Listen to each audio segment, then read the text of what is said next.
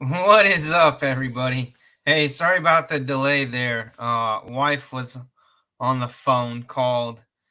She does that perfect timing shit. Wanting to know if somebody can come by the house to pick something up. And I'm like, I'm supposed to be live. I'm supposed to be on the air. She's like, so is that a no?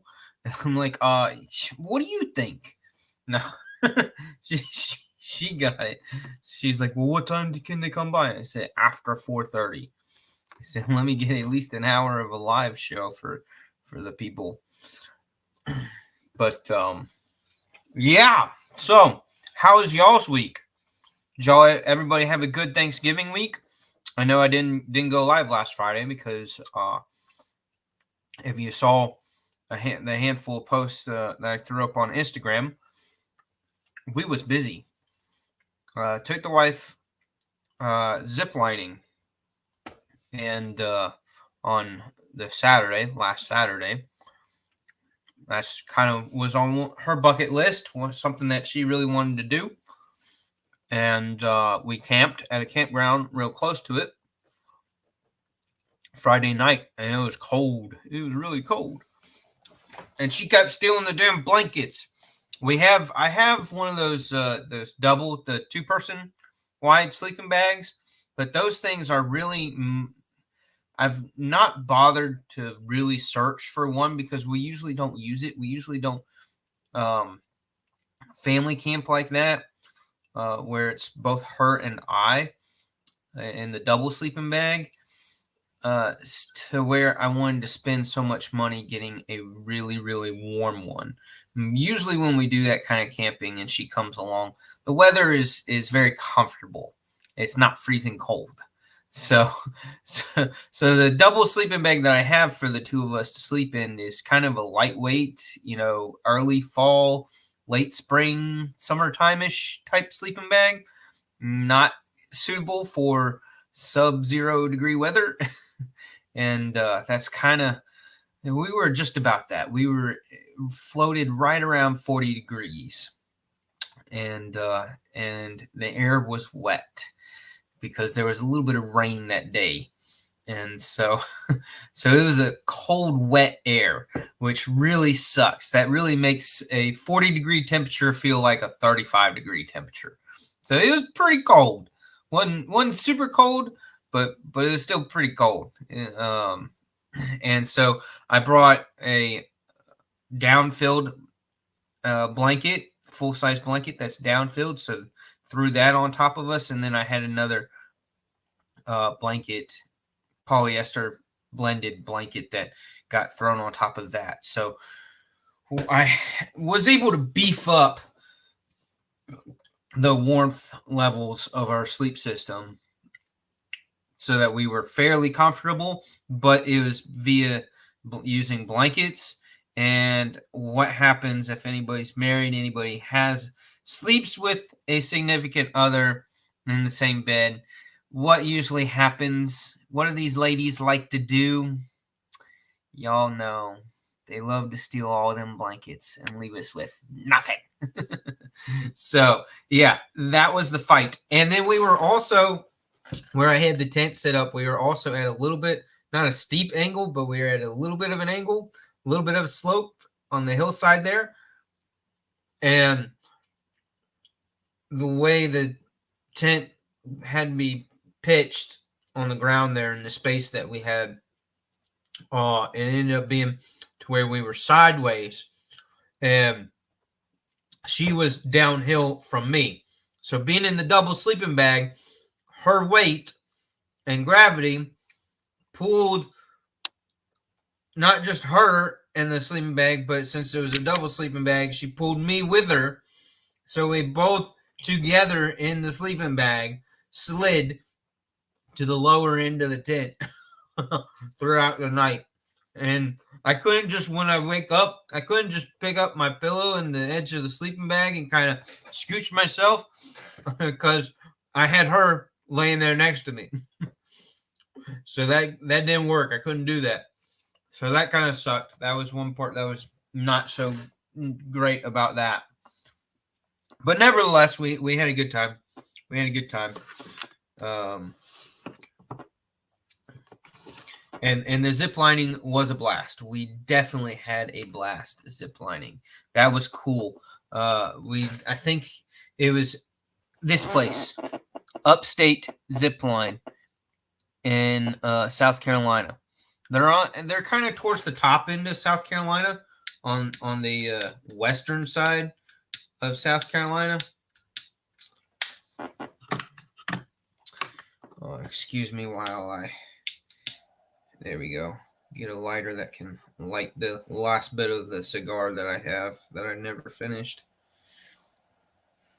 So yeah, it was there in South Carolina, and there was, I think, seven or eight actual stretches of zip line going from platform to platform to platform, and the last two were. Hey, there's Grumpy. uh, he's catching on to how much I like doing that to everybody in their lives. When I pop into a live, I'll just stretch out their name like that with enthusiasm. Urban, Grumpy. Yeah. So the last two stretches of our zip line were over a part of the lake, so they're over water. And I tell you what, boy, I tell you what, when the temperature in the air was actually really comfortable for that day, and we were doing it in early afternoon, like 2 to 4:30 time frame, and it was probably about 65 to 70 degrees outside, so it was nice. It was comfortable. But as soon as going down the zip line, as soon as I got over the body of water, the part of the lake, I did not get wet. We were definitely there was at least 10 feet between me and the water of the lake. But going over the lake, there was just like this super cold chill that just came up off of the water, and it just hit you like that. It dropped the temperature in the air by at least 10 to 15 degrees. And when you're moving through the air at least 20 miles per hour, that really like it hits you. And and my eyes started to water a little bit because the air was so cold in that one spot. So yeah, that was a little whoa moment as we were doing that, but nonetheless, it was cool. I do have some other. I haven't downloaded. It's on my little GoPro, my little Hero 4, Hero 5 GoPro, whatever that little square boxy one is that I used on a like a selfie stick to film me actually going, aerial view on the zip line. So I have not plugged that up yet to grab the videos off of that to see how that footage came out. I will hopefully maybe sometime this weekend, amongst all the Christmas shit that I'm having to do. We got the tree up yesterday, and it got decorated after dinner, and the inside decorations got all put up over the last 2 to 3 days, mostly by my wife. She prefers to do that stuff. Then we also went out in the front yard and gathered up all the leaves and burned a whole crap ton, piles and piles of leaves. And I cleaned out the gutters, and I got one strand of lights going across the front of the roof line there. So I've got the other 6 or 7, however many strands that go all along the front of the roof. I got to do those this evening, and then tomorrow. The goal is to go out at the end of my driveway. I've got the little island with the two nice big hardwood trees growing towards the end of the driveway there at the front yard, and I've got all kinds of decorations that get set up out there. So yeah, that'll get done hopefully tomorrow. That's the plan, is tomorrow morning to be able to do that. Depends on the rain. We've got a little bit of a 50-50 chance of rain but it's not supposed to be freezing cold. So hopefully I can get that shit done. And I'd love to be able to get the rest of the lights put on the roof this evening. If you haven't checked out, I do have a video covering the ladders that I use, and my two favorite ladders for doing these damn Christmas decorations that the kids better freaking love, because it's a pain in the ass setting them up and pain in the ass taking them down. But no, I like to do it. The kids appreciate it, and it helps the neighborhood look more festive as everybody's driving through the neighborhood. But and I like seeing it. So it's for everybody, not just the kids. But my two favorite ladders that I use every single year for this, and I use the one for the gutters as well, cleaning out the gutters. It's one of those platform ladders that gives you like a full 4 foot length to walk on, with the two legs on the ends, and it gets you, I don't know, about 2.5 to 3 feet off of the ground. But yeah, it's great for cleaning out those gutters, and setting up those lights, because you don't have to, every 2 feet of light strand that you put up and clip onto the end of the roof, you got to get back down off the ladder and move the ladder over and then get back up, and it's just constantly up and down the ladder. You cut that amount of up and down crap by at least a half by having this nice wide platform, nice lengthy platform. So it's that one that I absolutely love for that reason. And then the other one that I really, really like a shit ton is the telescopic ladders. So watch my video that I put up last year on that, on my favorite ladders, and check those out. The telescopic ones are freaking awesome, because you can put them in a damn closet, out of the way. They eat up almost no space. They're super lightweight. If you don't need an A-frame ladder, if you just need the one to just, go up against the side of the house, wherever, then these telescopic ladders are freaking awesome. Love how lightweight and compact they are, and they just extend on up. And they got different heights of them. I think mine's the 12.5 foot one. I would love to have gotten like the 14 or 15 foot one, just because the peak of my garage, the roof line of my garage, the very peak of it, the very tip of it, the ladder's not quite long enough.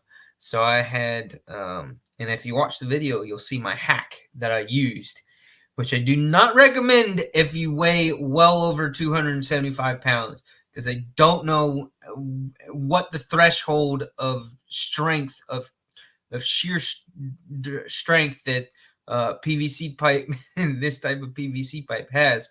So if you're very, very heavy, which you probably don't like getting on ladders, period. I just, can you imagine Sharif? Can you imagine Sharif on top of on a ladder up against the roof line of the house, being 20 plus feet up in the air? There he is. There's the man. I just said his name, and look who pops in. What's up, man? I was just talking about you. See, I knew it. I knew Sharif didn't like ladders. Absolutely hates ladders, don't you? Yeah. So, let the skinny guys, let the lightweight skinny guys that weigh nothing shimmy on up those ladders, right? I don't mind ladders so much, because again, I don't weigh 300 pounds, and I'm not like 7 feet tall.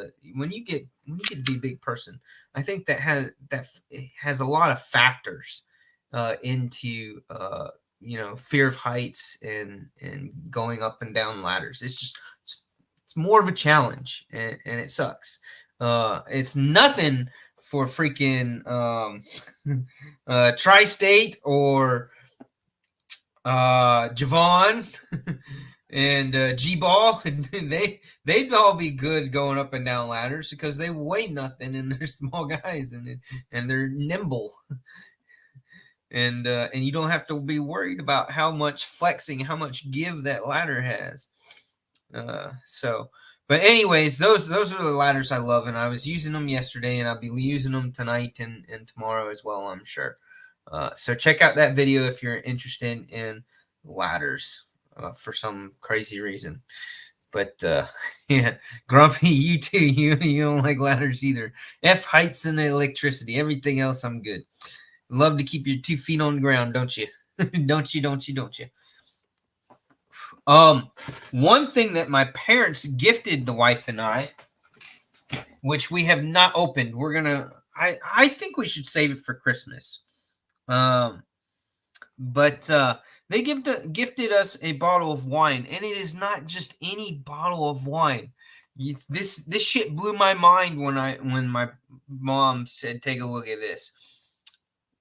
I have never seen wine that has, or any liquid stuff that you're supposed to drink, with edible glitter in it.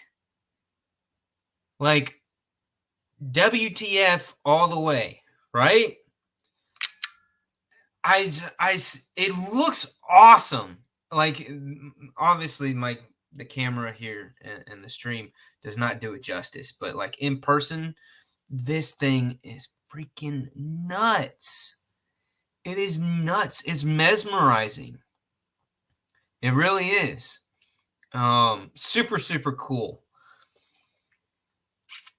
And like what you do is you hang it upside down like this for a little while, and get all the glitter to go down towards the top end, and then once you flip it back over and you set it on the counter, it does this swirling shit for like 20 minutes. I swear. It keeps going and going and going and just moving around in there like it's damn magic. Like, it is really, really neat. And I'm a little I'm not nervous. Nervous ain't the right word. I'm just a little off about the idea of drinking this edible glitter. And you can buy, and we looked it up because I was just like, what the hell? How the hell do they get this edible? Where does this edible glitter come from? Like, for real, right? So we looked it up, and you can actually buy packets of this edible glitter to put in anything. You can put this shit in anything. Well, I say that. Don't get too creative now, dirty-minded people. But yeah, it's just weird but cool and mesmerizing all at the same time. And it's a Windsor Rum Cellars Crystal Dreams. It's a grape wine with natural flavors and colored with mica-based pearlescent. That's a tough word, pearlescent. So it's kind of it's a white wine, probably similar to a Riesling. For those who, like me, know quite a bit about wine. So, but yeah, this is just really, really cool. And the reason why I asked my parents and was like, we need to look this up because, once we drink it, then the bottle is just an standard, regular, empty bottle. And I really love the idea of having something like this sitting out. So you can see it and see the swirl stuff. So it makes you like not want to drink it right away.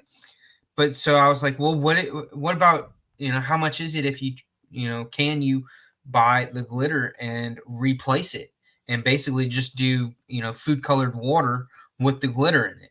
And I'd have to write on the bottom, do not drink, because it won't taste very good because it's just food colored water in the glitter. But yeah, I think this is really, really cool. and it just keeps going and going and going. So yeah, so that was cool. That was a neat gift that my parents gave us. What we were kind of celebrating was with the zip lining, and then why we got the bottle of wine, fancy sparkly bottle of wine, is the beginning of November was the wife and I's 5th anniversary. We've been married for 5 years. We've been together for a little over 10 years. And she hadn't killed me yet. And no thanks to said Stevie, I have not spent that many nights in the doghouse or out in the backyard in a tent. But yeah, so that's what we were celebrating, and that's what I wanted to do. I have another idea for our 10th anniversary, marriage anniversary.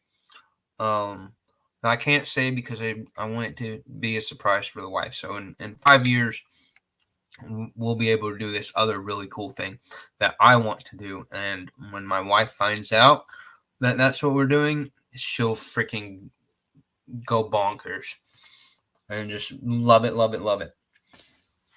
So that'll be fun. I thought about doing it, but we won't be able to do it in November. We will have to plan this other activity, this other event, surprise event that I will have for her. We will have to do it in warmer weather because we will be up in the air higher than what a zip line is. And I do not want to be freezing my ass off when we're doing it. So, but yeah, that'll be fun. That'll be fun.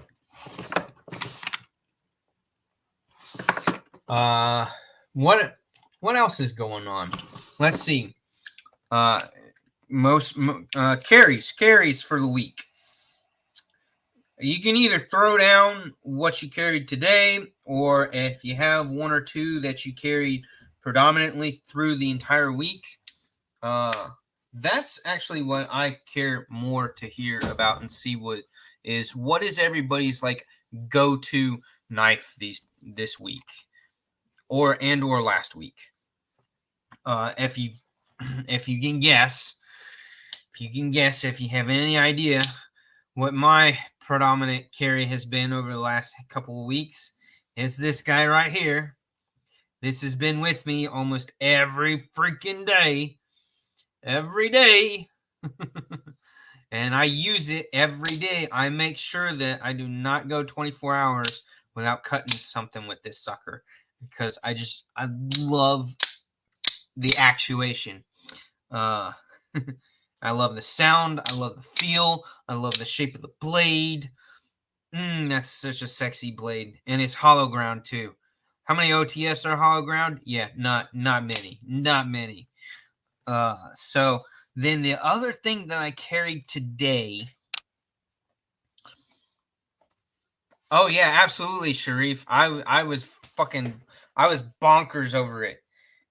I was bonkers over that knife at Blade Show. I had to go by the EMP EDC booth at least almost once an hour. I went over there and snatched it up and just played with it for about 10-15 minutes. Said hey to Tri-State and John and the ladies and had some fun conversation with them. And while I just fidgeted with the Pulse OTF, and they are such fantastic people. They were really, really cool, a real joy to hang out with. And John had to keep a really super close eye on me because he didn't know me. He didn't know who the hell I was prior to meeting me at Blade Show. So I'm sure that it went through his head a couple of times on the first day. This motherfucker's gonna take that pocket that thing and run off with my knife with the prototype. No, I am not that much of a jerk. As much as I did want to take it home, I would have not done. I'm not that kind of a person. So no, very much respect to his you know, the fact that it was his prototype. He didn't want to. He wouldn't sell it. He would not sell any one of his prototypes, even though he had like 3 or 4 of these things. He insisted that we had to wait for the drop. So I had to be as patient as ever, right? But my other carry today was the Pena Raptor. Yeah, I love the Raptor, and I also love the Apache. And my favorite version of the Apache is the Burlap Micarta one. I absolutely love Burlap Micarta. It's just it's has that old school look and vibe, and just very outdoorsy look and vibe, and just and the texture of it, and the look of it. I love Burlap Micarta when it's done well and not done like shit. And there's a few companies, not gonna name them, that really mess up Burlap Micarta, and that's a damn shame because it is a really cool material to use as micarta. This is just regular micarta. Canvas, yeah, canvas micarta, and I dyed it in a very dark red color, as that's what I wanted. But yeah, both really cool. I love the Pena X series. These little guys that have that old school vibe and feel, and outdoorsy feel to them. Great freaking knives. The other one that I carried, I think Tuesday and Wednesday, was this guy. I carried the CJRB. Y'all know what this is. The Pyrite. And this is the one with the aluminum scales in the, you know, that texture, that pattern. I wish it was a little heavier. They did mill it out. So this guy is very lightweight. And I almost wish they didn't mill it out because the aluminum is so light. And I prefer just a little bit more heft in the handle. So, the frag pattern is cool. This is actually the first knife that I've acquired personally with that frag pattern. And I like it. I like the texture that it gives. I like how it feels. The look is pretty cool, pretty clean. But I wish that the handle part was heavier. I kind of wish that they had done it in stainless steel, rather than the aluminum, so that you had a little bit more weight. Because it is definitely lighter, much lighter than the regular Pyrite. And then the other one that I carried through the weekend and had with me camping was the Tuckamore. And I'm really, really liking this. And the micarta inlays, I also dyed that same very, very dark red, like a brownish red color. And that looks really good with the blackened handles. Sure. My daughter wants a pickle. Where's Stevie? Stevie, would you like a pickle? My daughter's getting out pickles. But yeah, I like the Tuckamore. Can't go wrong with that blade shape. I absolutely love that blade shape. It's a great user. And what was the steel? It has a weird ass dumbass name. Oh, it's 20 CV. CPM 20 CV. So yeah, great steel. Came out of the box razor sharp. I've stropped it once, and that's really all I've done to it. But yeah, used it for food prep. Cut our steak and the potatoes with it. Used it while we were camping that Friday night. Worked out freaking awesome. But speaking of the Pyrite, y'all, Has anybody been on White Mountain Knives today or yesterday? If they haven't, I'll show you. Give me a second to do the share screen shit. Here we go. All right. Let's just type in pyrite, and we will get our, we'll end up looking at all of them. Let me blow it up just a little bit, 110% screen size.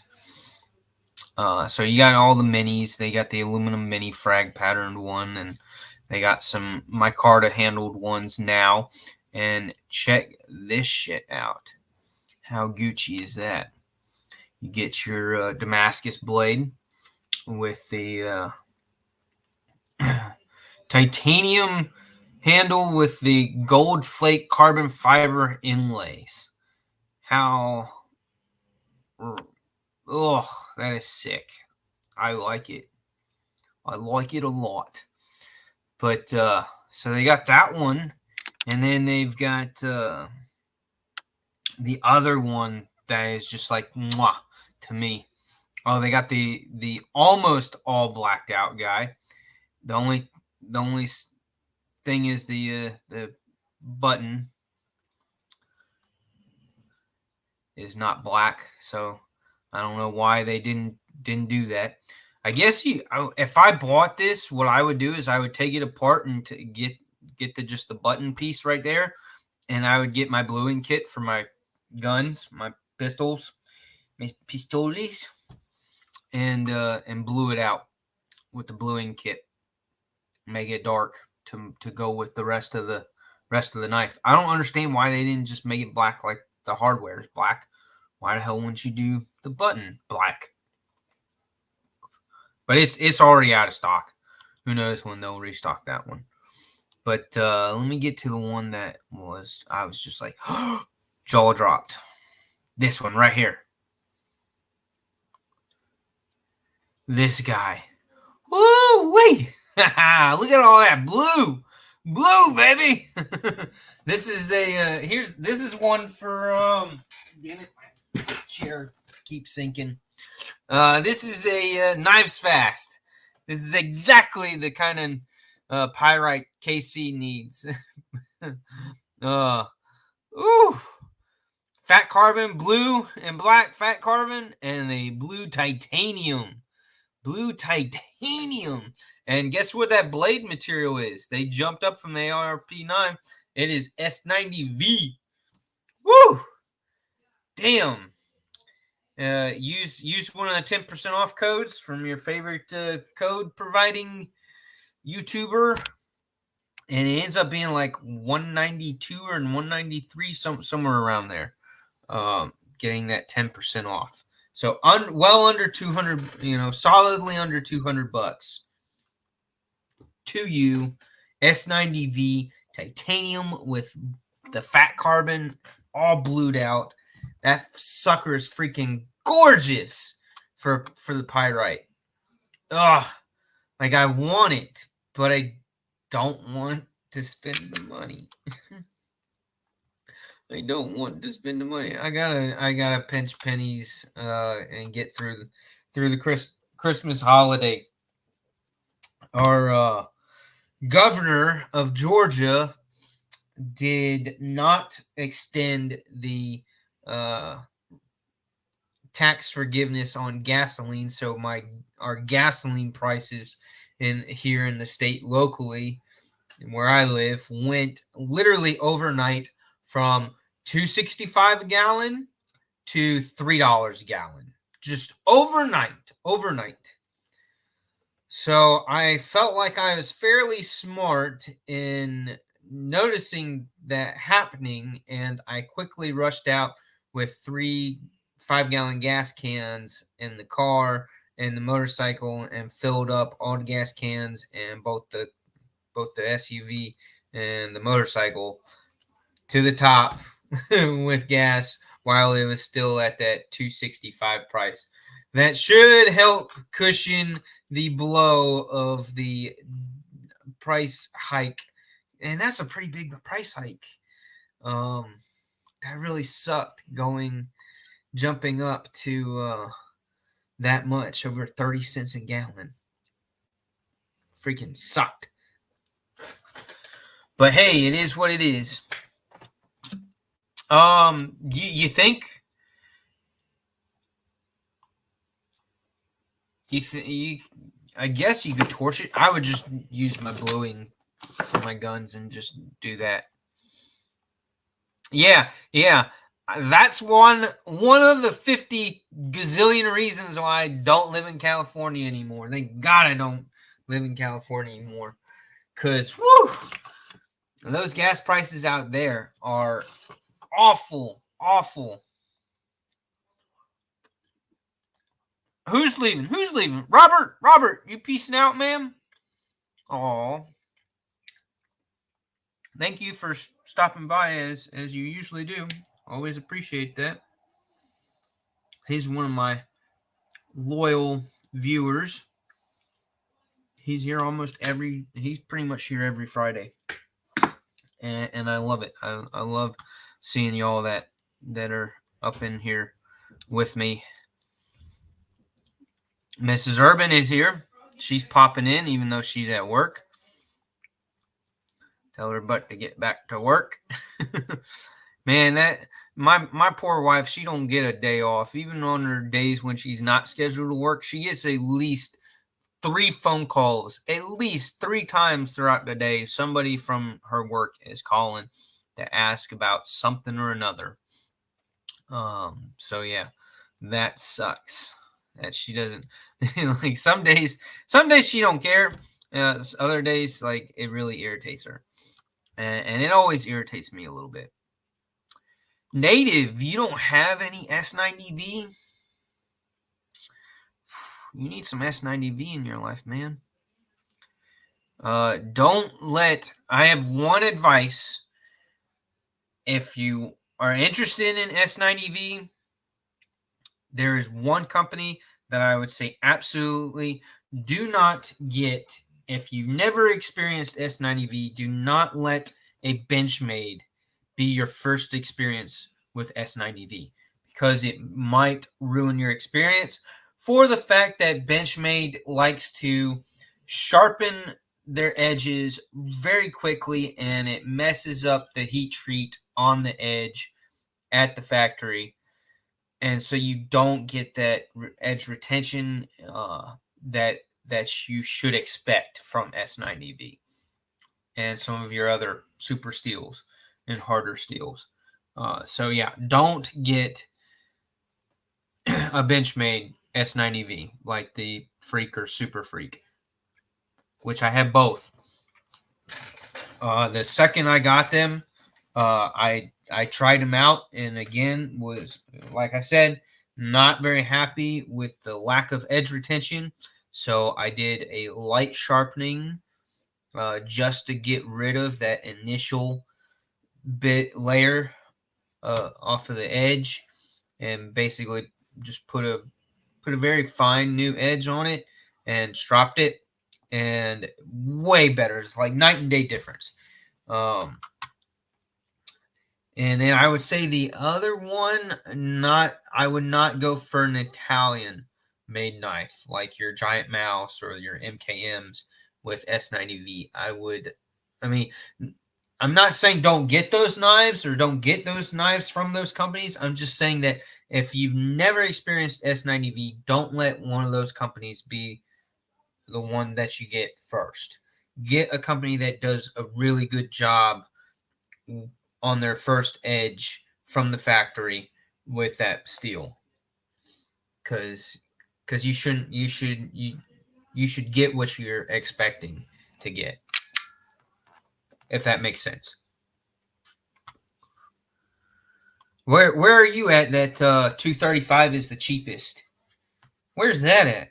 What part of the state has gas that's less than 250 right now?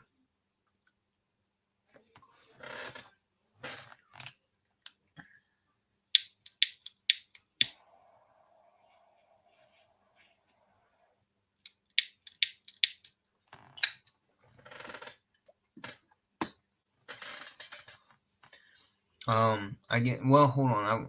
I was gonna say I guess we can get off of the pyrite here, but I wanted to mention something else I saw.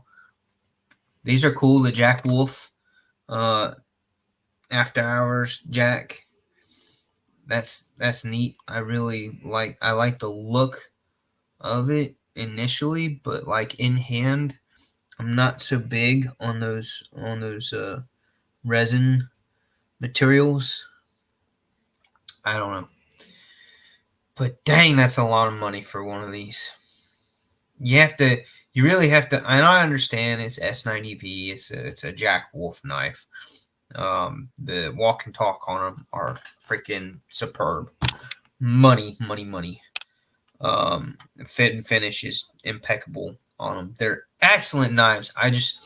You have to be a slip joint lover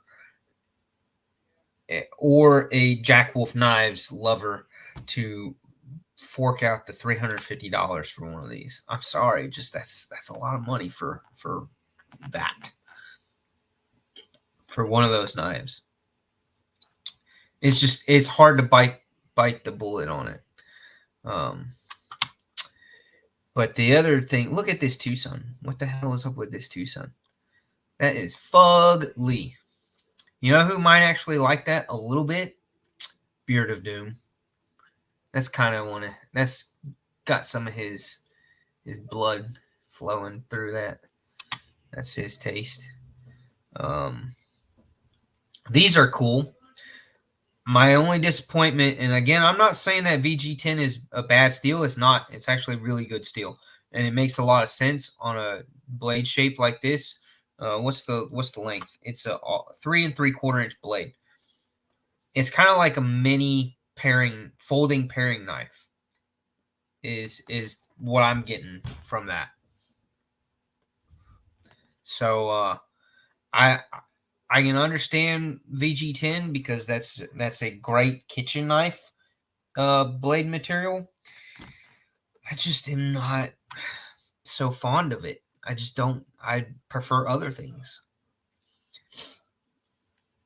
I'd much rather have 154 cm over VG10. But I couldn't really tell you why. They're very comparable. And I don't know how Nock does with theirs, but I know that Spyderco does a damn good job with VG10. They know what they're doing with VG10. Boker not quite so much. I've had a few Bokers with VG10 and not been all that impressed with how their heat treat was.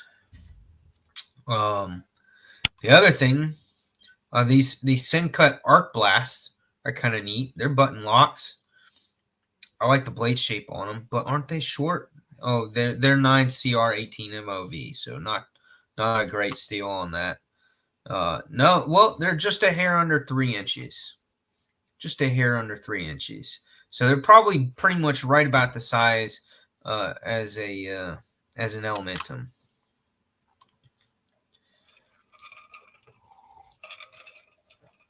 These things look pretty wicked. Look at this shit. It's D2 though.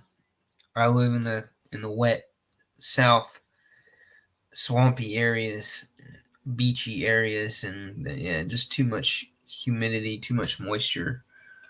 I prefer not to have D2. Not saying that I don't have a handful of knives with D2 steel, and none of them have earned a speck of rust on them yet. And I've used them and gotten them wet. So I don't know. Where's the other one? There was another knife that I was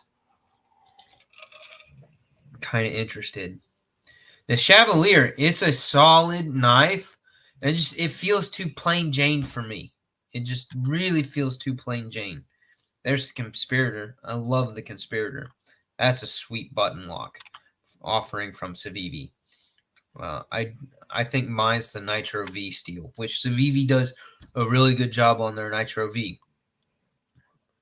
The way they do that steel, I like that steel. White Mountain Knives has got a chunk of Sabenzas in, so if you want a Sabenza, I don't think you're going to get your 10% off on those. Sorry. Here's the Max Ace Manticore with that insane.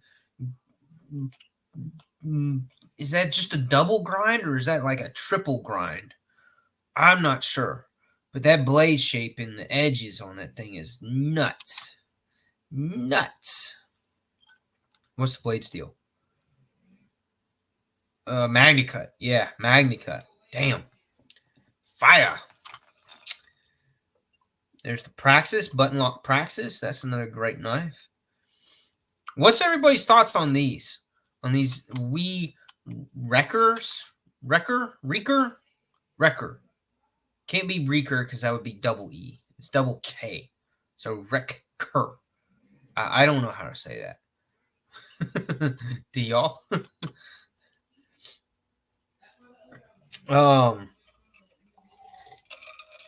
I kind of like the blade shape. I feel like the spine, the sweep in the spine is a little too much. It's a little too aggressive for my taste.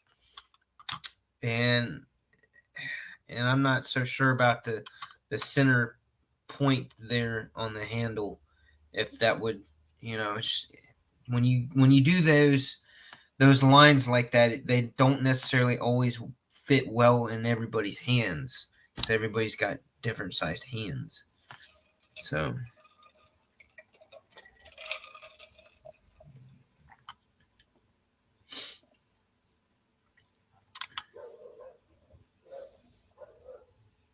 one of the neighbor's dogs are bickering with each other. Zorro, hush. Hush. Hush. Shh. All right.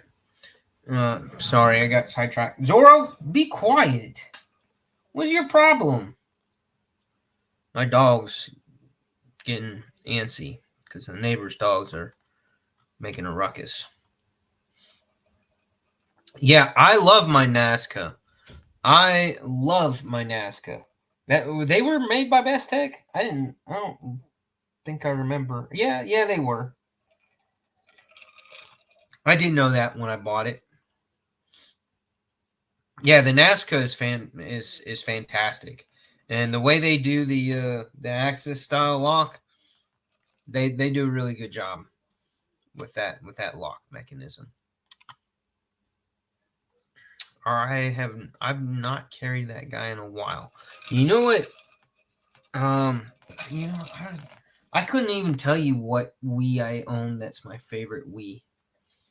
I have probably about five or six Wiis. Wii knives. I could not tell you which one's my favorite, but they're older. I haven't purchased a new Wii in a while. It's been a while. There's not a knife out there right now that I really want, which is weird. Hey, G-Ball's in the house. One of his recent videos on Dr. Prepper, on his Dr. Prepper channel. If you're not subbed to that and watch his videos on the stuff that he covers, and that is a great channel. I'm glad that he did that. And some of the stuff that he throws out is pretty cool, pretty good gear.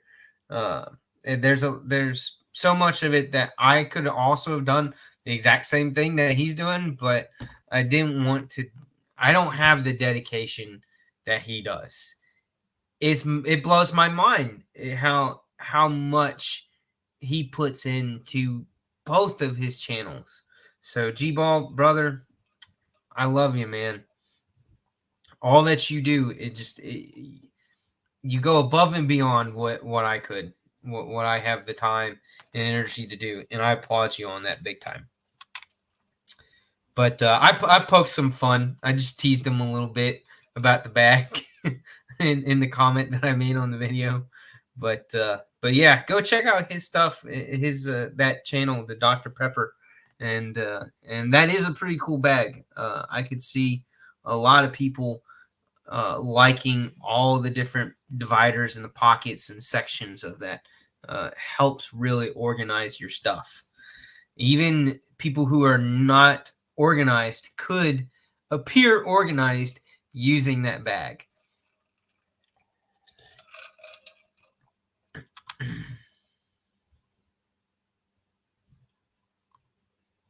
What is this? The monofilament fishing line flattens the edge? You know, monofilament is some pretty darn tough stuff. Some pretty darn tough stuff. Much more serious than zip tie material. So I can see that. And it not just being on a wee knife, that being on many knives, many edges. Yeah, that fishing line is no joke. It really isn't.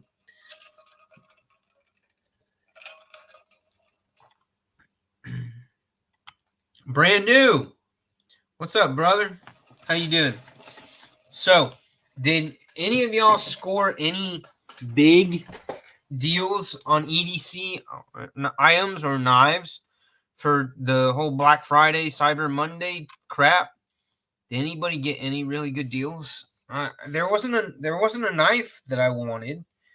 And I got so much EDC gear and stuff already that I really don't need to get anything new that wise either. I did get that fire bowl, that tabletop fire bowl, which is really cool.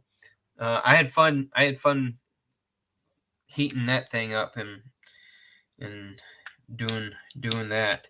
I am definitely going to enjoy using that on the back patio and camping and other places, events and stuff.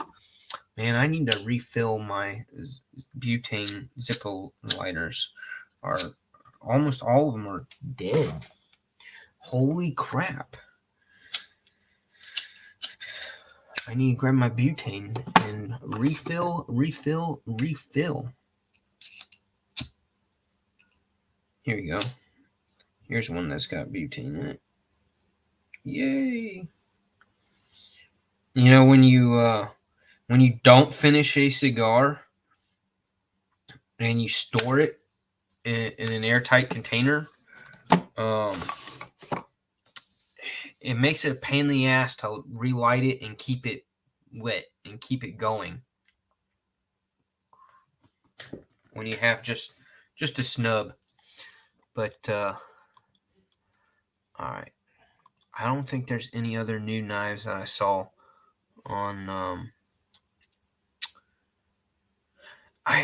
what are y'all's thoughts about people returning knives because of button stick and the blade's not perfectly centered and there's some lock stick on your liner locks?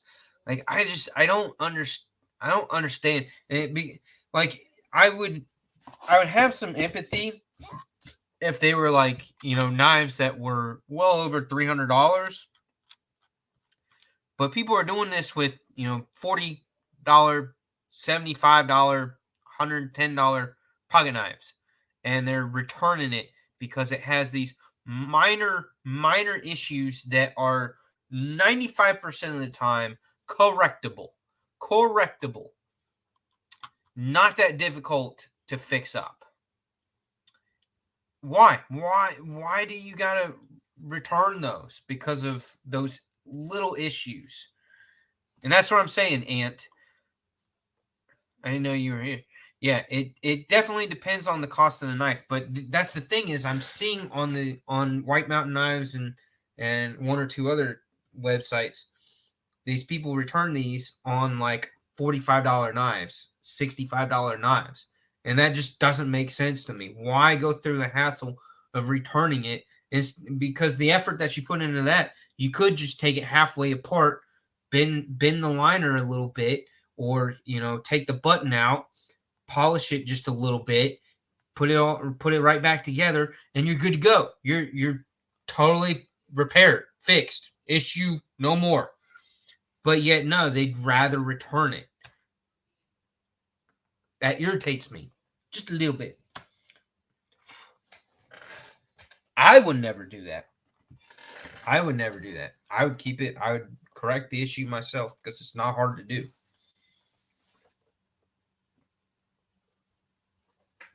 There we go. Now I got the scar going good.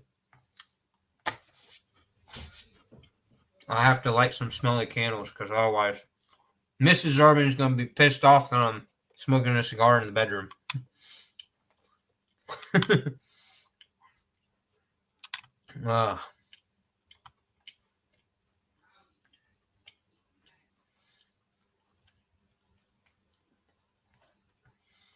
Dopey, did you buy a new knife? What's your latest and greatest thing that you've acquired?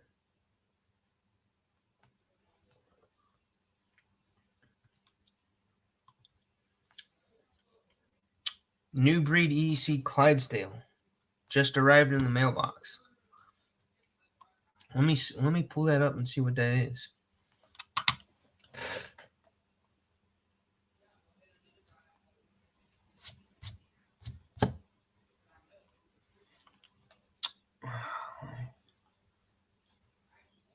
What was it? New breed EDC. New breed EDC Clydesdale. I think I've already looked it up. Oh, yeah, I know that knife.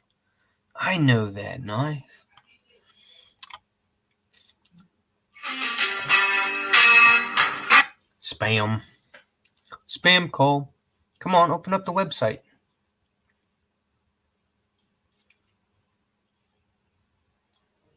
The hell?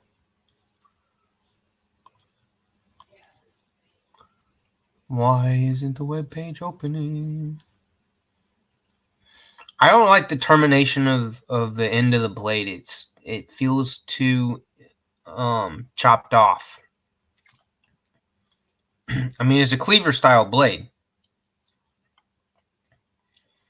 but I don't know. I like Warncliffe's, but here, let me share so that y'all are seeing what I'm seeing. There we go. So yeah, I'm not super fond of the blade, and the handle is just, granted, the handle shape is probably ergonomics wise freaking money, like right on par, super comfortable. I'm sure it is. It just looks wise is, appearance wise, just not as appeasing to my eyes. It just looks a little wonky. But I'm quite certain that in hand it probably feels like a glove. Sales will reopen 12/8 for $125. It's a 3.3 blade, 4.3 handle, 4.7 ounces. So it's no lightweight. It's got a little bit of heft to it. 14C20N. Good steel. Love our 14Cs. Modified Warncliffe, and it's hollow ground. There's your ticket. It's hollow ground. And handle is stonewashed titanium. Titanium, hollow ground, 14C. I'm sure that edge is wicked. Kubi makes it. $125. Not bad. F. Kubi did an awesome job on it. I don't know. Have you opened it up and played with it yet, Dopey?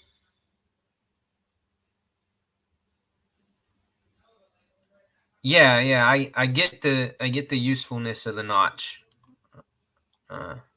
It just, the look of it is, throws me off. Yeah. See, Ant don't care so much for that blade either. Yes, I did, Mrs. Urban Woodsman. I had a busy freaking day at work today. I actually built, one of my managers asked me to, since I have woodworking abilities, he asked me to build the platform for a display for appliances, for dishwashers, 2 dishwashers. It's one of those display stands with the countertop deals, and it need to be on a platform, on a raised platform with nice trim around the edges and everything, and then paint it. So I built the platform, did the trim work to make it look really nice, and then also painted it today at work at Lowe's. Yeah. Never thought they'd have me do that at Lowe's. But I did. That's how I was able to waste away an hour and 40 minutes doing all that. Yeah, I milked that project. I should have had that thing done in less than an hour, but I took my sweet ass time. Why? Because I had nothing else better to do that I wanted to do. So I would have rather been doing that than doing the couple of other things that could have been done in my department. So I was like, yeah, the other person can do that, and I'll spend my sweet ass time building this display. I wasn't so thrilled about painting it because I don't really care to paint. I'm not big on painting, but it is what it is. Alrighty. I think I'm gonna wrap things up, everybody, because like I said, I do have to get some stuff done outside before it gets dark. I got some Christmas lights to string up along the roof, and I do not want to do that shit. Do not want to be on the ladder when it's dark. A lot less safe. Even though I've got a headlamp that's super bright that I could use, it's better to do it when you still have daylight. So I'm gonna go get that knocked out before I really have absolutely zero motivation to do anything around here. Oh, and I've got to slice up the pork steaks that I'm cooking tonight for dinner.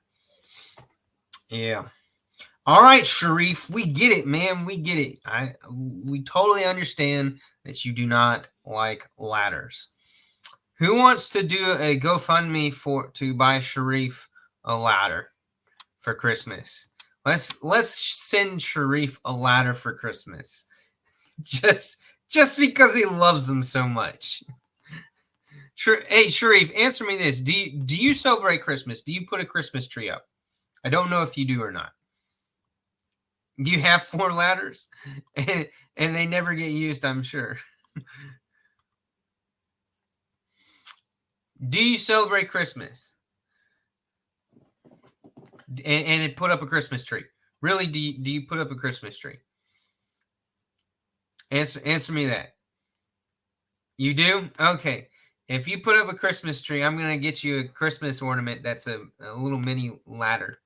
If I can't buy one, I'm going to make one. I'll make one for you. I'll just make a little mini ladder as a Christmas ornament. Yeah, I do the fake tree too. And actually this year kind of brought up an issue. Yeah, I'm gonna get you a little miniature ladder. If I make one, I'll paint it up and it'll look cool. But yeah, so last year the wife decided that she wanted to replace the Christmas tree, so we bought one when they went on sale. And the new tree, the way the pieces, the fake tree, the way the pieces go together and the way the light strands connect are those little round circular things with the 2 prongs sticking out of it, and you put them together and then twist the little lock nut that's on it. And so it's set up like that, of course, LED lights. So it's not like your normal standard 2-prong outlet style light strands ends anymore. It's these fancy little things. Because of that, the angel that goes on the top of the tree has the regular two-pronged outlet style a AC/DC box thing plug, and needs to plug into your standard outlet type plug. And so, yeah, because of this issue now, I need to acquire an indoor light duty extension cord that's only about 3 feet long. I only need one that's about 3 feet long to get from the cord that the angel is. That's the plug that's for the angel that lights up the angel down to the floor, where the rest of the tree is plugged into.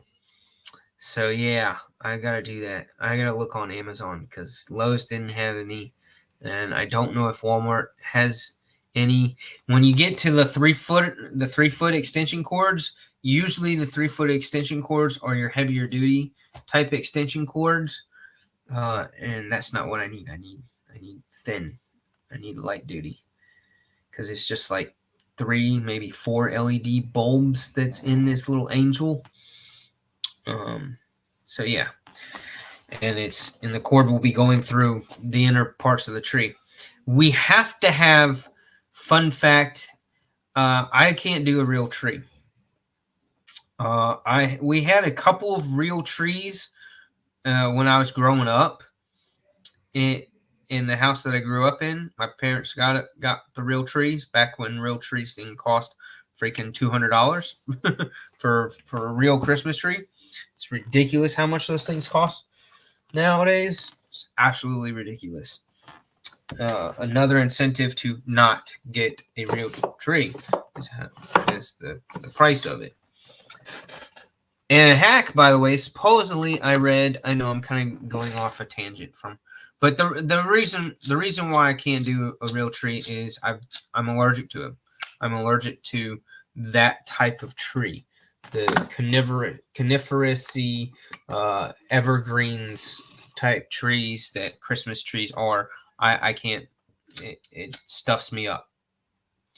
I get all the face congestion, and my throat kind of tightens up a little bit. So yeah, no real Christmas trees for me. I don't know if I had that allergy or had it as bad when I was a kid. I don't know, because the room that we always put the live tree in was a room that we really didn't spend hardly any time. We had a living room and a family room, and the living room was they were kind of back to back, shared a wall in the house, and the living room was up by the foyer, by the front entrance of the house, and that's where my mom had a whole wall of fancy bookcases, the floor to ceiling style bookcases, and we had a massive encyclopedia set. Yeah, remember those? This is long before Google. You couldn't, back when you couldn't ask Jeeves nothing because he didn't exist.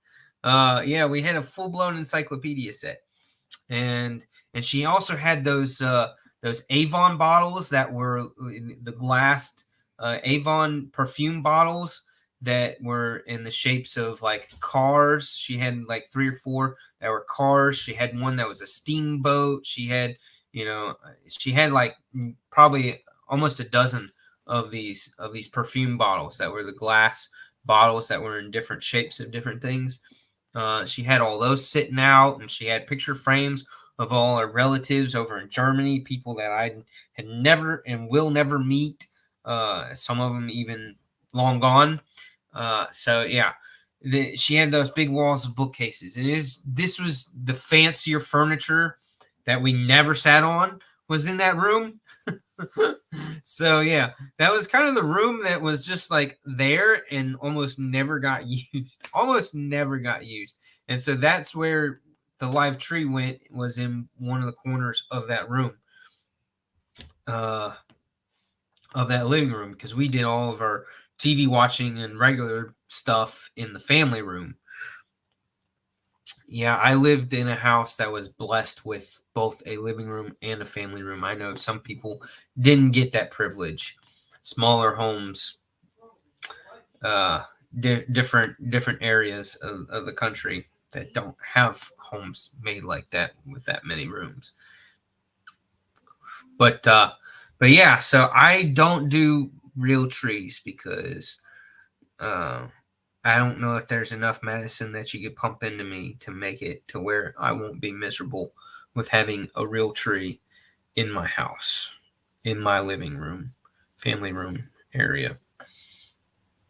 So yeah, only fake ones, only fake ones. And this new tree, I don't like it. I like it and I don't like it. I like it because it's pretty, but I don't like it because of the fact that there's the issue with the angel topper that goes on it, and then there's the issue of the fact that it has all the fancy light modes, all the different types of blinking uh rotational deals, and that shit bothers the hell out of me. I just want it to be solid light. I don't like blinks. I don't like the fade in and out. I don't like all those. I just want it to be solid white. And the kids keep messing with it. I try to put it on the solid white, and the next time it gets turned on, it's blinking like freaking nobody's business. And that irritates the hell out of me. Um, so I like it, looks pretty, but I don't like all the extra features and the updated features of it. Sucks. But okay, enough from me. I gotta go get some work done. Now I'm procrastinating and I'm feeling lazy. I don't want to do it, even though I need to do it. My wife's gonna get on me if I don't do it. But y'all have a good weekend. It's a big football weekend here for me because I live in Georgia because it's the SEC championship for college football. The UGA Bulldogs and the Alabama Crimson Tides are going head to head. So if you watch college football, this is a big game for college football, period. I don't know. It's kind of up in the air as far as, I mean, the Bulldogs are favored to win, but there's still a half decent chance that Alabama could pull a W out of it. There's still a chance that they could. A small chance, but still a chance. So it nonetheless, it will be a very yeah, it'll be a very interesting, very interesting game. Uh, it'll be fun to watch. Some good football playing by a lot of talented college athletes. So I don't know if we're gonna watch that at home or if we're gonna go somewhere and watch it. Probably just stay home because I'll be doing stuff, and it's safer to not be out. But all right, y'all take care. Y'all have a good weekend. Get those Christmas decorations up. Don't procrastinate buying gifts for people. Better make that happen within the next week or two. Don't put it off till the last minute. Just don't do it. Don't do it.